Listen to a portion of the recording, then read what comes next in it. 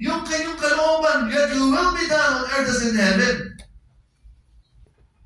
My God in heaven, who happens to be my good Father, who is in charge, supreme ruler of the universe, in control of everything. Siya yung sovereign God. Everything is under His control.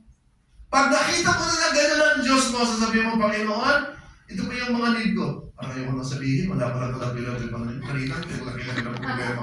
Pagkatapos kitang tignan, wala na, Lord. Okay na ako. Kita niyo yung malaki. Parang, gano'n si God, kasi kailangan mo siya sabihin na, ang laki niya naman, sasabihin mo, malaki. Hindi para sa kanya yun. Para sa iyo yun. Dahil tao tayo. It is for us. Ang direksyon sa tama kay God. Pero wala siyang need. Sa tingin mo, pag minorship, tumaba ang puso niya, kumpleto na siya. He doesn't have any need. He's complete in Himself. In every aspect po. So when you do that, it's not for Him. Although that's good. Because that's the way it should be. Yun ang tama, yun ang totoo. Doon tayo. Pero actually, tayo nabibless pag nakikita natin ang Diyos dahil sinasabi natin yung totoo sa Kanya, pero naririnig natin. Ay, oo nga, mas malaki ang problema ko. Thank you, Lord. Wow, nagbabago yung perspective mo, di ba? Kanina pagpasok mo, bigyan ng problema mo. Sige na lang, ito na rin ano, isisi ko na lang to. Grabe talaga ang problema ko. No? But when you come, ang unang ginagawa natin, we worship the King of Kings. We bless you. God, the battle is yours, not mine. God, you're the miracle-working God. Wala kang hindi kayang gawin. Alam mong ginagawa mo? Nagpipreach ka. Nagpipray ka. Nagpipreach ka at the same time. Pinoproclaim mo ang gospel. Ang mabuting balita.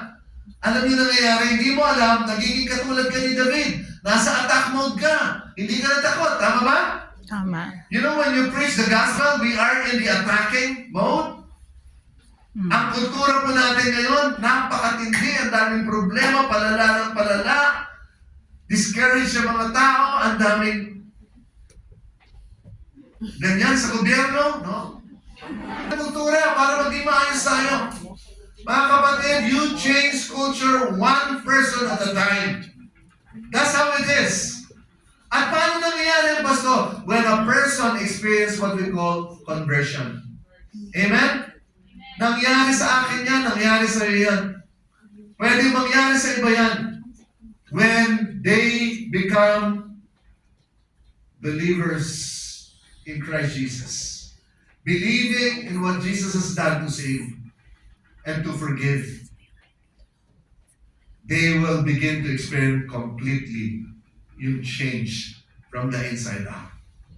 Kaya committed po ang church natin, OFWC, to proclaim the gospel. Amen. At ang prayer ko po sa bawat umaten sa church, maging totoo si God sa inyong buhay like never before. Amen. 2026. Yes. Amen? Amen. Pagkain po, David attacked his giant eh. Malaki, pero hindi siya natakot. That's point number 3. Attack your giant.